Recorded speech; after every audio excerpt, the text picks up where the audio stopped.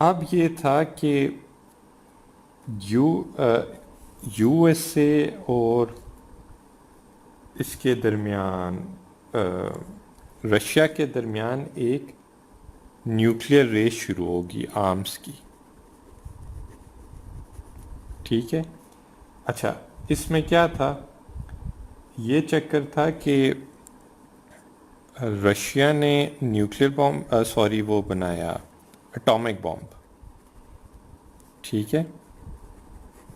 In return USA ने ये किया, उनने हाइड्रोजन बॉम्ब बना दिया। फिर रशिया ने हाइड्रोजन बॉम्ब बनाया, फिर यूएसए ने और बनाया, और ये बनाते गए बनाते गए बनाते गए। एक काइंड ऑफ आर्म्स रेस लग गई इन लोगों की। ठीक है, किसके पास ज़्यादा अच्छा वेपन है। अच्छा, एक इधर आप कोटेशन भी लिख सकते हो कि आइंस्टाइन ने कहा था कि I know not with what weapon World War III will start, but I certainly know that World War IV will be fought with sticks and stones। ये आइंस्टाइन ने कहा था। क्यों? क्योंकि उसे पता था कि ये कितने डिस्ट्रक्टिव हैं। ठीक है। और आइंस्टाइन ने पहले टेक्नोलॉजी दोनों तरफ दी। ठीक है, यूएसए को भी दी, रशिया को भी दी। ठीक है, ताकि वो रहे, बैलेंस रहे।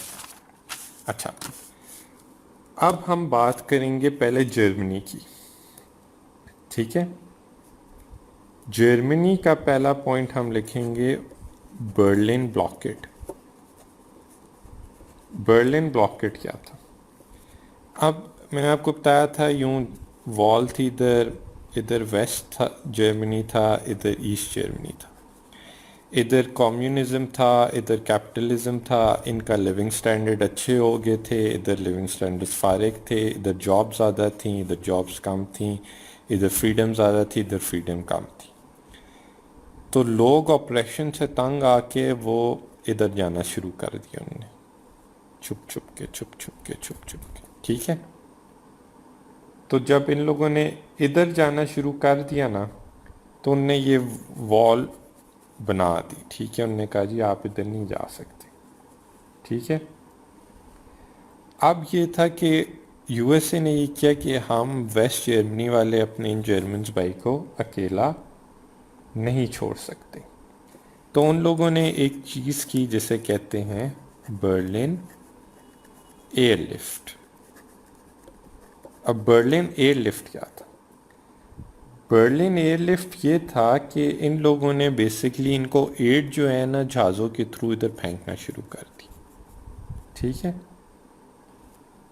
एड, सपोज अगर खाना चाहिए, ब्लैंकेट्स वगैरह व्हाट्सएवर, इनने काइंड ऑफ इनके लोगों की हमदर्दी जीती। ये लोग अपनी गवर्नमेंट के ख़िलाफ़ होना शुरू हो गए। ठीक है। और ये हुआ कि एंड में 1961 में बर्लिन वॉल जो है टूट गई, ब्रोकन लग गई। ठीक है। इसमें यूएसएसआर ने कहा यार ये ने अच्छा नहीं किया। अब देखो इसमें कोल्ड वॉर, इसमें हम कोल्ड वॉर के थ्रू क्यों डिस्कस करें? क्योंकि इसमें कोई भी आर्मीज़ नहीं सामने आई। सामने थी लेकिन लड़ी नहीं है, सॉफ्ट पावर के थ्रू हो रहा है। जो भी हो रहा है प्रॉक्सी वॉर हो रही है। ठीक है। Any question still now? अच्छा, अब जो है नेक्स्ट जो हम बात करेंगे वो कोरियन वॉर की बात करेंगे। ठीक है, बर्लिन हो गया हमारा। अब हम आते हैं Korean war. Korean war, Korean war जी 1950 से 1953 तक। अच्छा, अब कोरिया जो था ना वो जापान का एरिया था, लेकिन यूएसए और यूएसएसआर ने आफ्टर वर्ल्ड वॉर टू इस एरिया को, कोरिया को नॉर्थ एंड साउथ में अपने दरमियान डिवाइड कर लिया। ठीक है, डिवाइड कर लिया। नॉर्थ में डिक्टेटरशिप थी, कम्युनिज्म थे। ठीक है, इधर जो था इलेक्शन हो गया और इधर लाइक यूएसए का आ गया डेमोक्रेटिक सिस्टम। ठीक है, अब ये एक चीज़ याद रखना, जो यूं सपोज कोरिया का मैप है, यहाँ पे नॉर्थ है, यहाँ पे साउथ है, इस लाइन को 38th पैरेलल कहते हैं। ठीक है, अच्छा, अब 38th पैरेलल लाइन थी ये। यूएसए इधर से जो है ना अपने ट्रूप्स इनको सेट करके ना अपने ट्रूप्स विड्रॉ करके ले गया। नॉर्थ कोरिया जो था उसने अपने इधर ट्रूप्स भेजना शुरू हो गया, उसने कहा मैं ये सब कब्जा कर लूँ। ठीक है, यूएसए का जो इधर जनरल था ना उसका नाम था मैक आर्थर। यूएसए ने कहा कि पहले हम यूनाइटेड नेशंस सिक्योरिटी काउंसिल से ये वोटिंग करवाते हैं किस चीज़ की, रिपेल द आर्म्ड अटैक, ताकि एक इंटरनेशनल ऑर्गेनाइजेशन से हमें लीगल अप्रूवल मिल जाए और सारी आर्मीज मिल के इनको मारें। अब चक्कर ये है कि अगर सिक्योरिटी काउंसिल में आप आते हो तो उधर तो रशिया भी है, रशिया ने तो ये वीटो कर देना था, राइट। लेकिन रशिया उस टाइम रशिया ने बाइकआउट किया हुआ था उधर से। बाइकआउट क्यों किया हुआ था कि रशिया कह रहा था आप चाइना को जो है, सॉरी रेड चाइना को, not mainland China, red China, उसको आप यूएन का मेंबर बनाएं। ठीक है, इन लोगों ने कहा हम नहीं बनाते, तो रशिया ने बाइकआउट किया हुआ। इधर से ये रिपेल द आर्म्ड अटैक पास हो गया। इनने जनरल मैकआर्थर को बोला कि इधर घुसो और इनको मारो। जनरल मैकआर्थर मारते मारते मारते पहुंच गए इधर पेनिनसुला। यहाँ से चाइना का बॉर्डर शुरू हो जाता है। चाइना ने कहा यार अगर आप हमारे बॉर्डर के इस एरिया में अगर आप करीब करीब भी नजर आए हमने अटैक करते नहीं। मैकआर्थर को पता ही नहीं, वो फ्लो में इधर तक आ गया। यहाँ से चाइनीज़ आर्मी घुस आई। फिर चाइनीज़ आर्मी ने इनको मारना शुरू किया और उन्होंने वापस इनको उधर घुसा दिया। ठीक है, अब क्वेश्चन ये है यूएसए ने चाइना से कहा क्यों नहीं अटैक किया, क्योंकि कोल्ड वॉर थी। यूएसए ने कहा ये फुल फ्लेज वॉर में कन्वर्ट हो जाएगी, इसलिए उन्होंने कहा जी दरगुजर करो मिट्टी को। ठीक है, तो एंड में नॉर्थ कोरिया अभी जैसा है वो आपके सामने है, साउथ कोरिया भी उधर का उधर ही है। ठीक है, अच्छा ये होगा। अब हम इसके बाद जो बात करते हैं कोरियन वॉर के बाद स्पेस रेस की। स्पेस रेस, अच्छा स्पेस रेस क्या था?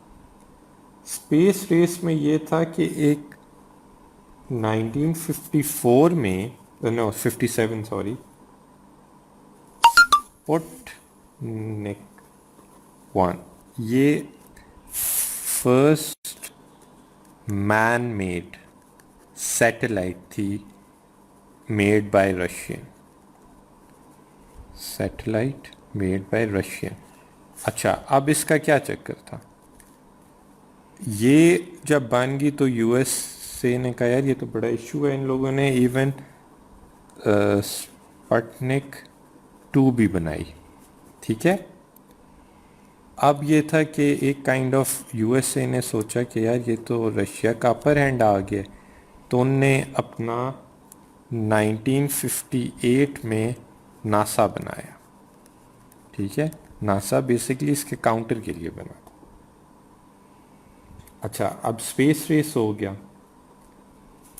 अब स्पेस रेस के बाद जी हम बड़ा इम्पोर्टेंट इंसिडेंट शेयर करते हैं, वो है U2। हाँ U2 नहीं, U2 इंसिडेंट से पहले हम डिस्कस करेंगे सुएज क्राइसिस। सुएज क्राइसिस क्या था? सुएज कैनाल जो है ना, वो इजिप्ट में है। इजिप्ट ने कहा जी हमने बनाना है डैम। उनने रिक्वेस्ट की ब्रिटेन से और यूएसए से कि यार हमें पैसे दो, इकोनॉमिकल असिस्टेंस दो, हमने अपना डैम बनाना है। यूएसए ने कहा यार कोई पैसे शैसे नहीं है, ब्रिटेन ने भी कहा नाश जाओ। इजिप्शियन प्रेसिडेंट जो है वो यूएसएसआर के पास चला गया। यूएसएसआर ने कहा भाई ये लो पैसे पकड़ो, ऐशी मारो, डैम बनाओ। अब जब डैम बनाने लगे थे तो ब्रिटेन को बड़ा उसकी तकलीफ़ थी और फ्रांस को, ठीक है। तो इन लोगों ने क्या किया, इनने इज़राइल को रिकग्नाइज़ किया और उसके थ्रू इजिप्ट में अटैक कर दिया। इजिप्ट में अटैक करने का मतलब है अब यूएसएसआर जो है वो भी इन्वॉल्व हो जाएगा। तो यूएसए ने एकदम से प्रेशराइज ब्रिटेन को किया और फ्रांस को कि आप लोग इधर से विड्रॉ हो जाएं, और उन्होंने विड्रॉ कर लिया। ठीक है, गॉट इट। अब ये सुएज हो गया। अब हम बात करेंगे U2 इंसिडेंट। U2 incident. अच्छा, U2 क्या था? U2 बेसिकली यूएसए का स्पाई प्लेन था। Spy plane.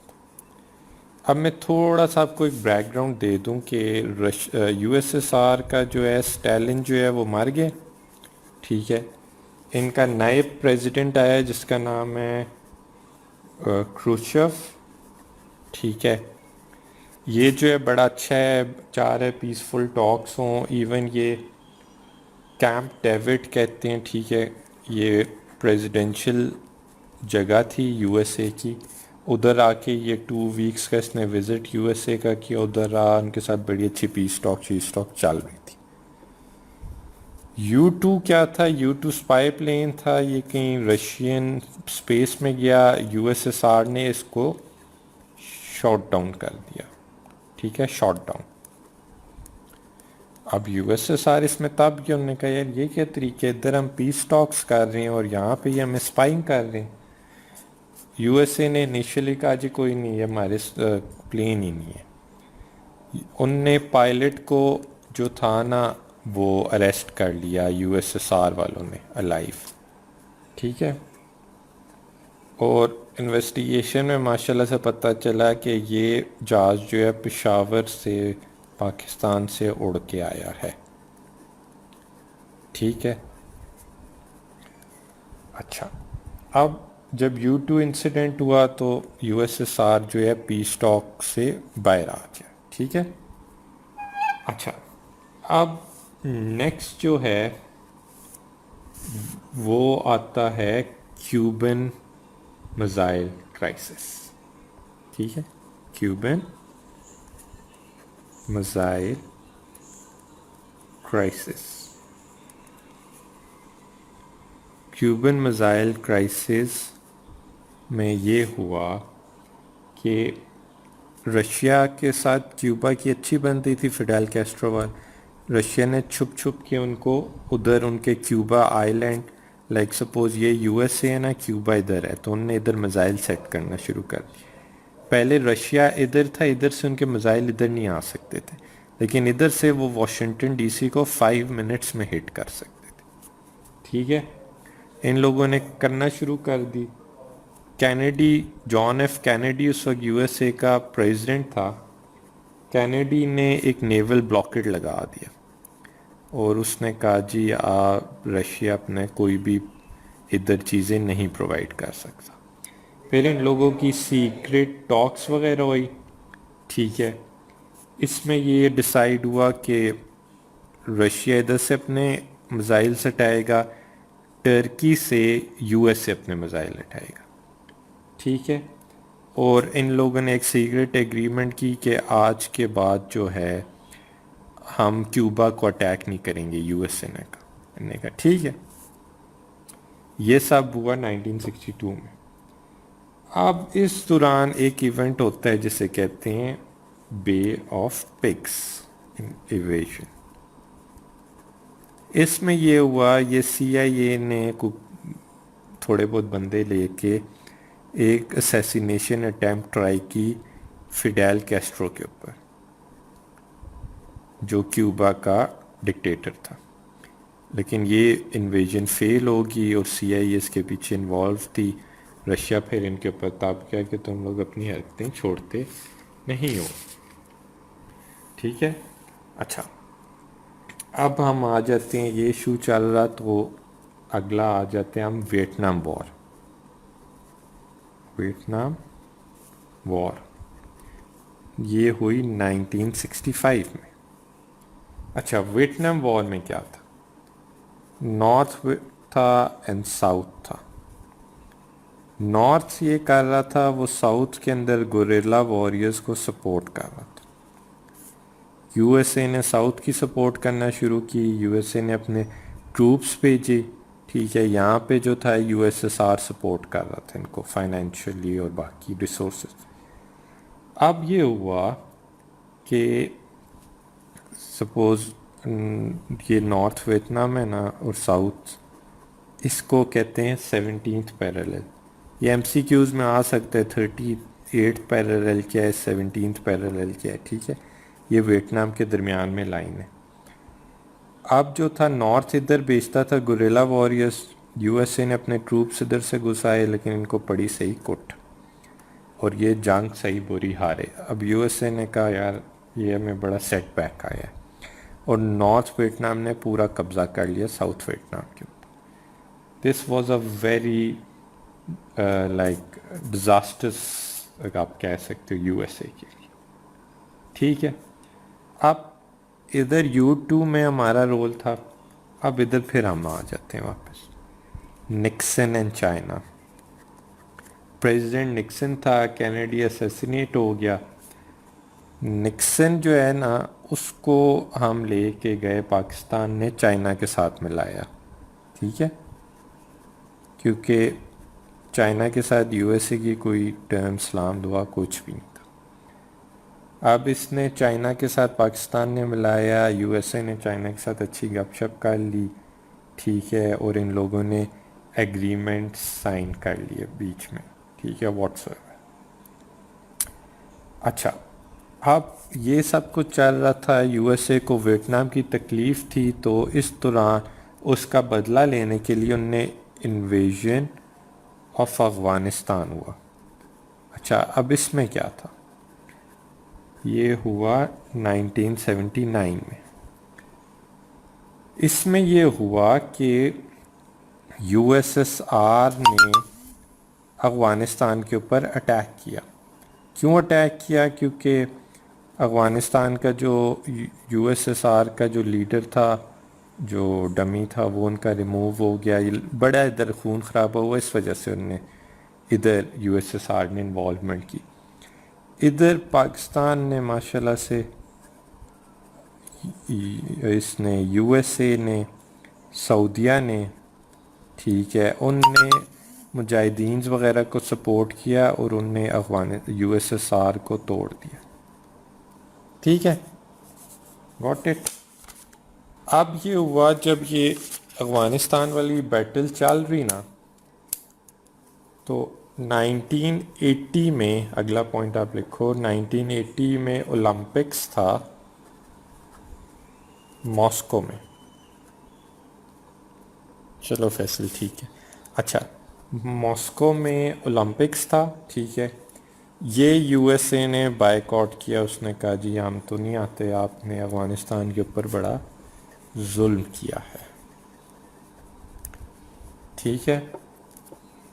फिर 1984 में जब ओलंपिक्स आया लॉस एंजलिस में, वो यूएसएसआर ने बायकॉट किया, ठीक है।